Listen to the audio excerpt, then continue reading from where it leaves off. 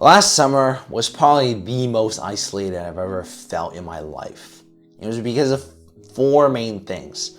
Firstly, I was arguing with my mom quite a lot because she was complaining about how I was playing games a little too much, which was true, and I'm not going to argue with that.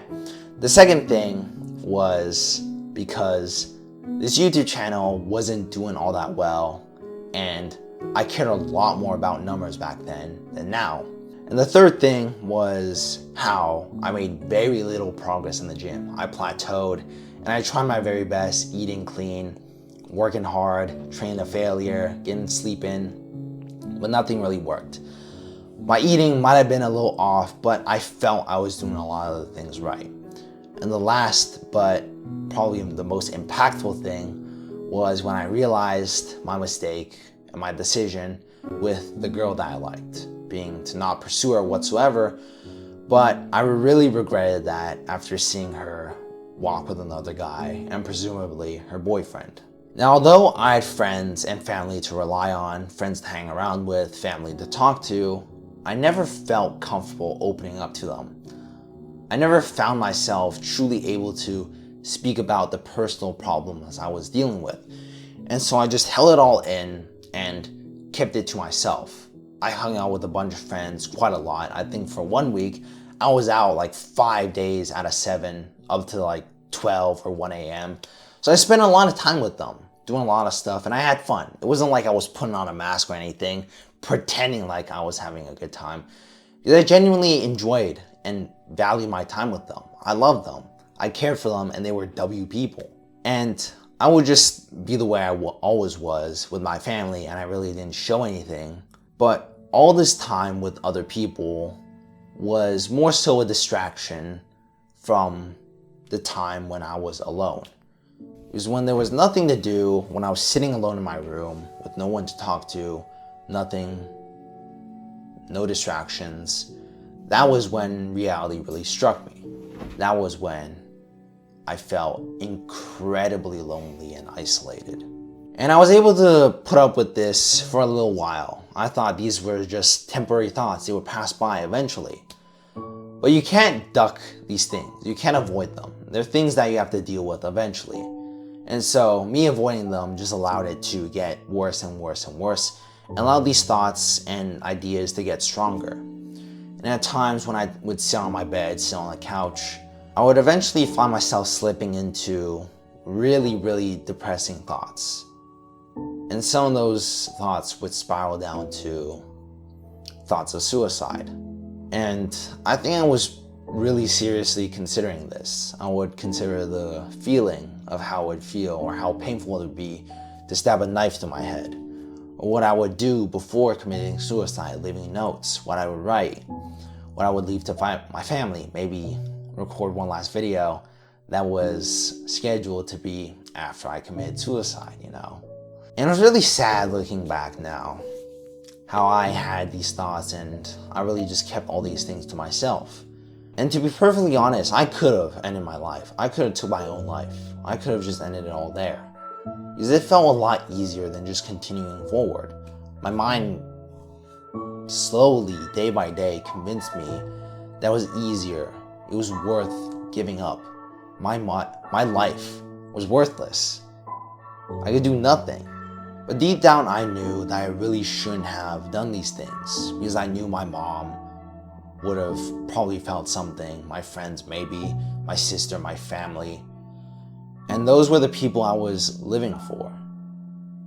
But those thoughts were starting to overpower my drive for my family.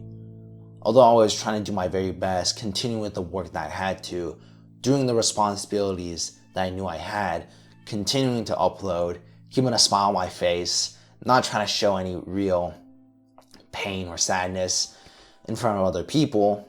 But it was difficult. It was hard. Because I no longer had any drive or passion for any of the things that I did. My passion for uploading really dissipated. My drive to get strong in the gym really dissipated. And my overall want, my yearning to get better as a person, to be better as a person, was sizzling out. And I just did things for the sake of doing them. I had no reason to do them besides doing them.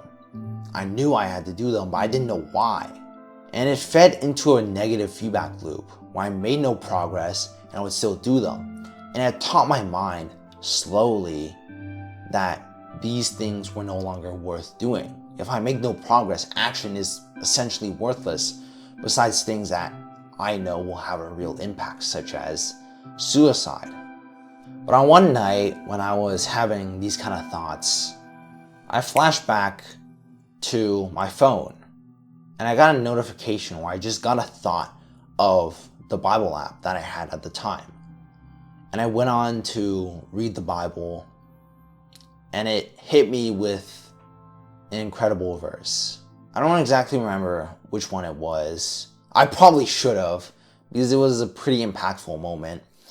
But that verse was the one that changed my entire life from that point on. It made me take Christianity far more seriously, and I learned that God was always there for me. And God pulled me out of that isolation, pulled me out of that darkness, and shined His light on me. And my life was saved by God. I no longer had those thoughts. And even if I did, I knew God was there to protect me, to guide me, and to endure with me. And this is what took me out of that isolation. It was having someone, something, somewhere to direct my thoughts and to speak about these things. Now, talking to other people is difficult and it doesn't really work for me. And I think it might be the same case for a lot of you. Speaking and communication has always been for me a very difficult thing. But when I don't have to talk to a person, but instead I talk to God, it's so easy to let out my thoughts, to let out the things that I feel, and to just feel better.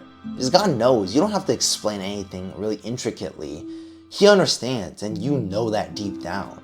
But while He listens to you, He gives you the best advice He possibly can. The advice that you really need. Giving you these little nudges and reminders and pushes toward the right thoughts. And I worked my way through my depression, my isolation, my thoughts of suicide, because God helped me. But the real big thing that I have for people that might be struggling with the same issues that I was struggling with back then is to have the right mindset. Playing the victim and saying that everything just won't go right for you, even if you yourself are taking action, if you just think that everything else is going against you, that's a very, very detrimental action. Although you might be able to continue doing the things and prove yourself through actions, if your mind's not in the right spot, your actions won't be either. And something that really helped me get back the passion I had before for creating and doing was imagining the people I did this for. Whenever I would upload, whenever I write scripts, I would imagine how people would watch my videos. The people watch my videos and the kind of expressions they would make. I would imagine them watching it and I was like over their shoulder. That gave me passion. That gave me the drive to do this more. Because of this clear imagination, I was able to understand what people might have wanted. And that pushed me to want to try harder, do more, and make my videos even better. Whenever I would lift, I would do it for the version of me that started this in the first place. Him seeing the progress that I've made. And just imagining like a person beside you makes it a whole lot easier. Because here's the thing. It is extremely difficult to be truly lonely, truly isolated, and you have to try insanely hard to do so in the modern day. Because there is always someone, something, some God to talk to, regardless. And even if you don't have anyone around you, you got yourself. Speaking to yourself and talking to yourself in a positive and healthy way is the best thing you could do for yourself. It's what worked for me, and it's what will probably work for you.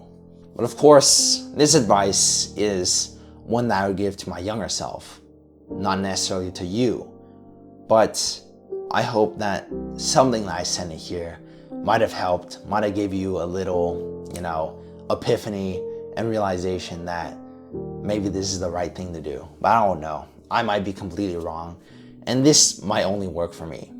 But I hope you found something interesting or valuable from this video.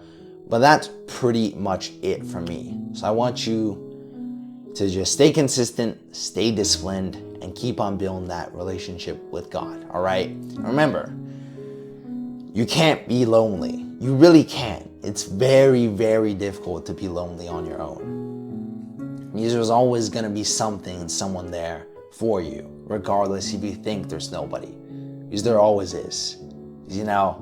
I'm here. But yeah, that's pretty much it. So just give me a kiss.